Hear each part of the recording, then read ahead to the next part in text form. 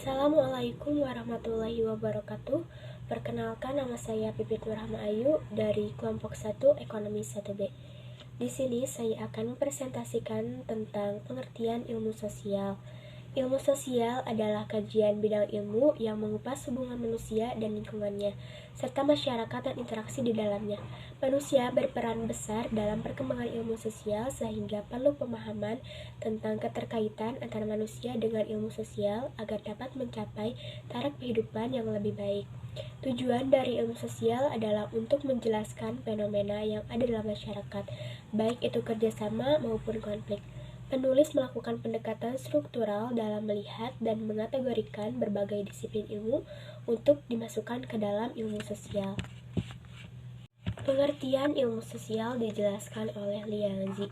Ilmu merupakan sebuah istilah umum untuk merujuk pada segenap pengetahuan ilmiah yang mengacu pada ilmu umum, yaitu science in general.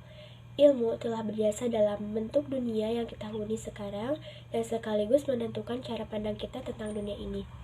Surjono Sukanto mengemukakan bahwa istilah sosial berkenaan dengan perilaku interpersonal atau yang berkaitan dengan proses-proses sosial. Dengan demikian dapat disimpulkan bahwa ilmu sosial merupakan pengetahuan mengenai proses-proses sosial yang ada di dalam masyarakat.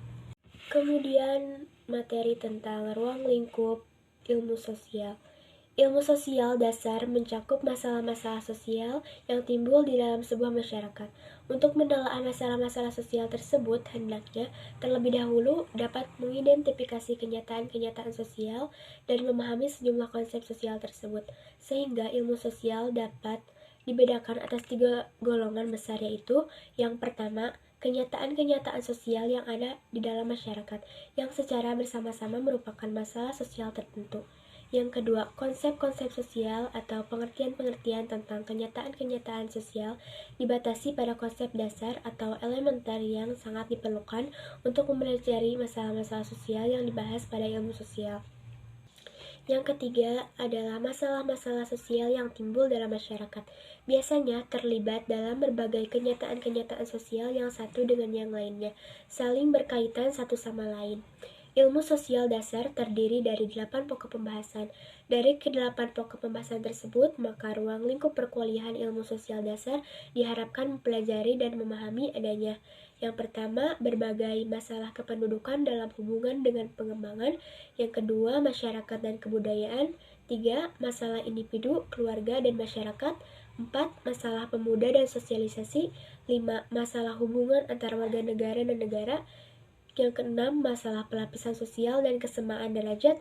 Yang ketujuh, masalah masyarakat perkotaan dan masalah perdesaan. Materi selanjutnya adalah perkembangan ilmu sosial. Perkembangan ilmu sosial dan teknologi memberikan dampak serta manfaat yang baik dan besar bagi manusia dalam kehidupan. Hal ini dapat dilihat dari semakin banyaknya peralatan yang diciptakan oleh manusia dengan berbagai model, bentuk, serta kemampuan pakai yang relatif lebih unggul jika dibandingkan dengan peralatan tradisional. Keunggulan tersebut tidak lepas dari hasil penelitian serta percobaan yang dilakukan oleh para ahli sains yang selalu mencari temuan baru untuk menciptakan sesuatu yang bermanfaat bagi manusia. Satu dari beberapa tujuan teknologi tersebut adalah untuk membantu serta mempermudah manusia dalam memenuhi kebutuhan hidup. Hal ini dapat dilihat serta dibuktikan dengan semakin mudahnya manusia dalam melakukan sesuatu untuk memenuhi kebutuhan hidup. Kemudian materi selanjutnya tentang metode ilmiah. Metode ilmiah merupakan prosedur dalam mendapatkan pengetahuan atau yang kerap disebut ilmu.